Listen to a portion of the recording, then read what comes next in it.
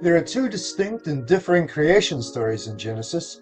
In the first, God creates the entire universe in 6 days and rests on the seventh. Mankind are created, both male and female, on the sixth day.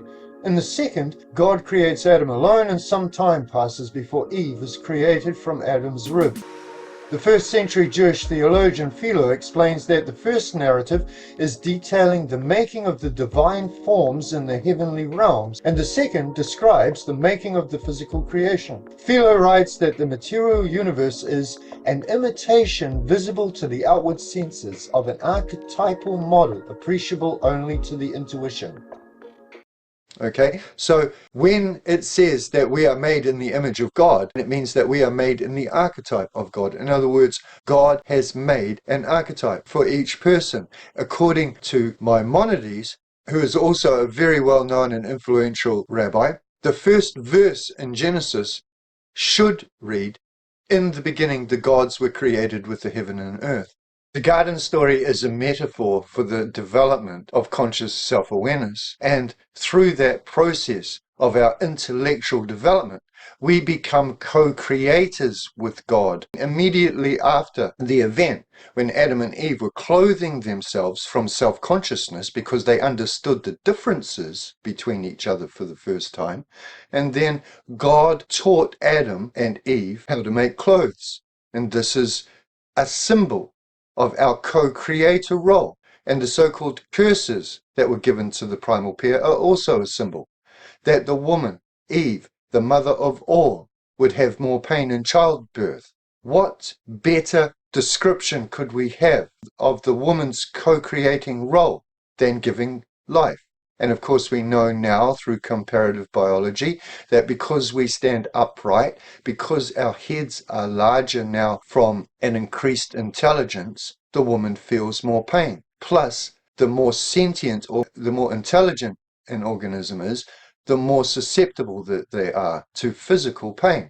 Adam was told, "By the sweat of your brow you will work for your living." And he had already been given the admonition to go and tend the garden. Again, as co-creators in the project of the universe with God. That is our role, as like God's agents here on this earth. And this is exactly what it means in the Lord's Prayer, which I have already explained in my video about how the Lord's Prayer is magic. And the statement, "Thy kingdom come, thy will be done on earth as it is in heaven," is a direct, open reflection of the occult axiom, "as above, so below." And this brings us to the transpersonal nature of the archetypes and the collective unconscious. This psychic bedrock, as Jung termed it, is a collective reservoir common to all humans. What we're saying here is that we are born with an unconscious, not only that's collective to all of the people who are alive today,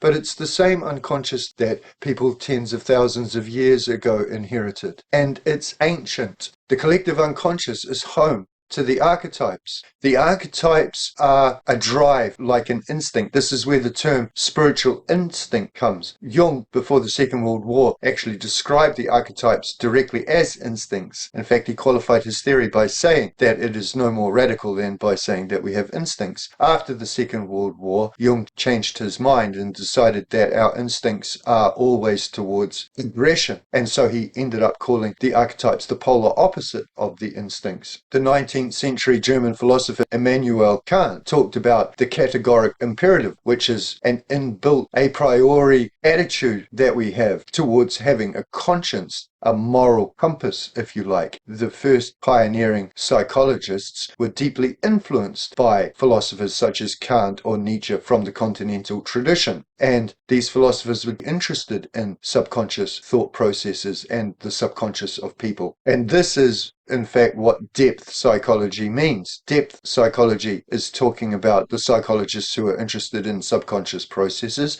as opposed to behavioral psychologists or experimental psychologists who are only interested in observable behavior or repeatable patterns of behavior. The central archetype, in my understanding, is the archetype of the higher self, what Philo called the God image in us. This is the divine archetype that was created at the beginning of time, one for each person. an individual spark from the great divine flame. And I want to insert another short here, a quote from Iamblicus, which explains very eloquently the role and power of the archetypes in our hero's journey for our soul. And then I will come back after that and talk about the second level of meaning in the term transpersonal psychology. We preserve in their entirety the mystical and arcane forms of the gods in our soul, and we raise our soul up through these towards the gods, and, as far as possible, when it has been elevated, we experience union with these gods. So did you like that? And we can replace the word gods that Iamblicus uses there with archetypes or divine forms. He's meaning the same thing. And they have a life of their own within us, just like I'm sure most people will understand that their sex drive, especially when they're teenagers, can have a life of its own within us. So we have a higher self, an angel, a divine form within us that is constantly wanting to be expressed. And this leads us, of course, to the second aspect of transpersonal psychology, because why is it that so many people don't display a conscience or the categoric imperative in their life? Why is it that a lot of people are living lives of quiet despair and will go to their grave with their song unsung, as Thoreau warned us? Most people have this image that their consciousness starts here in their brain and then goes through their nervous system into their body. But it's being shown more and more in neurology. And we understand through mystic experience that what's actually happening is that consciousness transcends our physical body in so much as that we can feel our life energy emanating from us. When we are talking with someone and they understand what we are talking about, they're following it, and we are truly discussing, we can feel that our energies are sharing the same space. When they don't understand, their energy is cut off. And this same dynamic can be graphically seen in large groups of people at a rock concert, for example. You try sitting in a rock concert where everyone gets up and starts clapping their hands together. You try to carry on sitting and not clapping your hands. You will be caught up in that collective emotion because of the shared psychic energy in that event. This is also how riots start. It takes one person to start a riot, and police are trained with that. They know that a riot can start instantly through the actions of one person and the contagion of that emotion. This whole idea that our energies are actually sharing the same field, this is the single most important aspect to understand with the exhortation to know thyself. The effect of our early socialization will actually form the material structure of our brain, okay? So we're not just influenced by the school and our parents and the television, especially when we're younger, but also later. It is actually forming our thinking patterns. If we're in a situation where we grow up with fundamentalist dogma or political dogma that is telling us one thing over and over, the neurons, the actual hardwiring of our brain will be formed not only to believe that, but to select further information that we are exposed to that fits that initial programming. Now, this has been demonstrated since the 1990s in stem cell research, and they considered that this was new information, but this is ancient information, and animals have been trained with this information for hundreds, probably thousands of years, and the most famous case is the elephant. When you have a small elephant, you can tie it up with a small rope the size of your thumb onto a stick the size of your arm, and as a baby it won't be able to break free. And then later, when it's an adult and it's out with its master lifting whole trees at work every day, and then the master brings it back to that same thin rope and small stick that it was tied up to as an infant, and its neurons have been hardwired forever to think that that rope will hold it. It can't break. That stick, even though as an adult it could easily do that. And this is in fact where the adage comes of the memory of an elephant. And we are the same.